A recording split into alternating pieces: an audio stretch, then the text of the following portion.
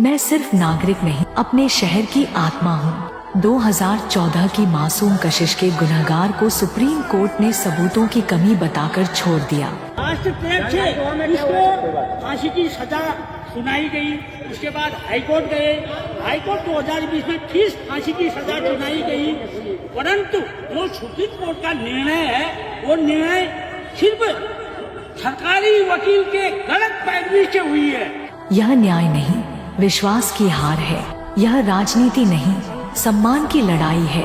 कल 11 बजे रामलीला मैदान में मिले और बदलाव की आवाज बनी। जय हिंद, जय भारत।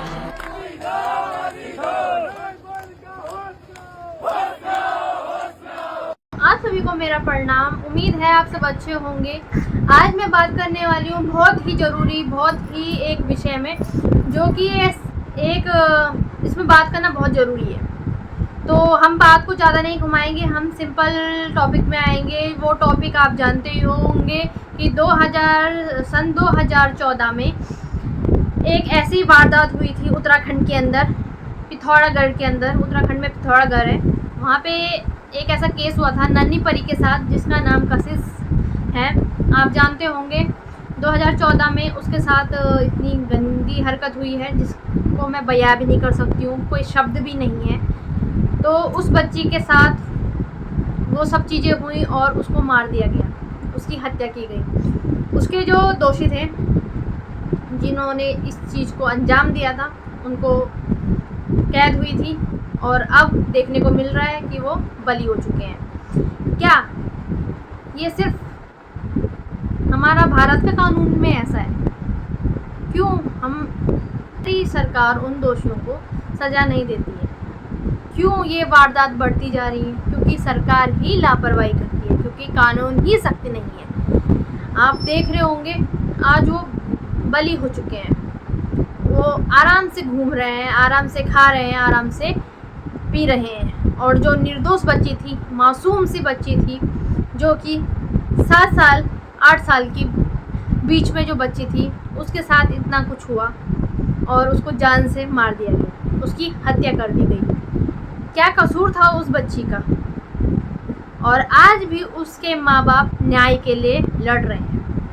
हाँ, सही पकड़े, न्याय के लिए लड़ रहे हैं। ये वही देश है, ये वही देश है जिसमें निर्भया को कितने साल लग गए, कितने साल लग गए न्याय मिलते मिलते। जी हाँ, अब बात आई है नन्ही परी कशिश की।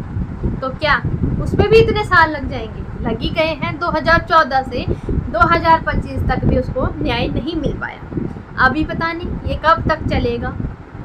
क्यों हमारी सरकार, हमारा कानून इतना सख्त नहीं है कि ये वारदात बढ़ती जाती है?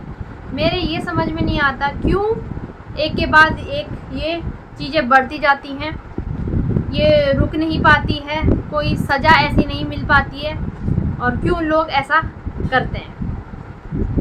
क्या कसूर था उस बच्ची का, मुझे ये बताइए। क्यों?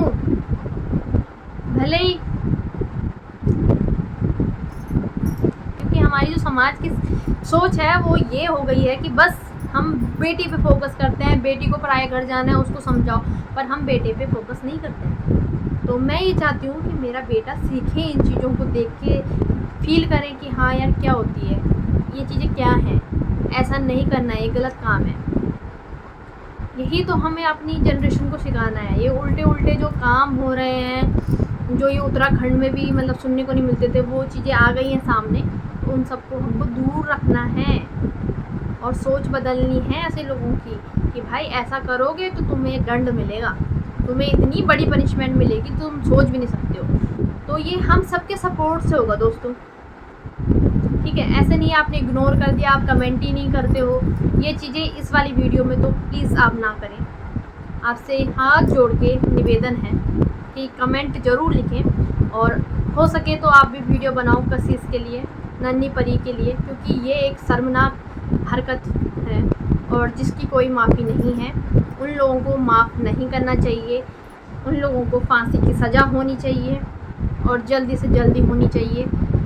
वैसे भी कलयुग है, बट इतना कलयुग हो जाएगा ये कभी सोचा नहीं था। एक तरफ आपदा चल रही है, एक तरफ ये सब चीज़ें देखने को मिल रही है। तो अपने शब्दों को मैं यहीं पे विराम दूंगी और नन्ही परी के लिए फिर से प्रार्थना करूंगी भगवान से, उसके जो भी आरोपी हैं, जो भी दोषी हैं उसके, उस बच्ची के, तो प्लीज़ उसको न्याय मिले, उनको जल्दी से जल्दी सज़ा मिले।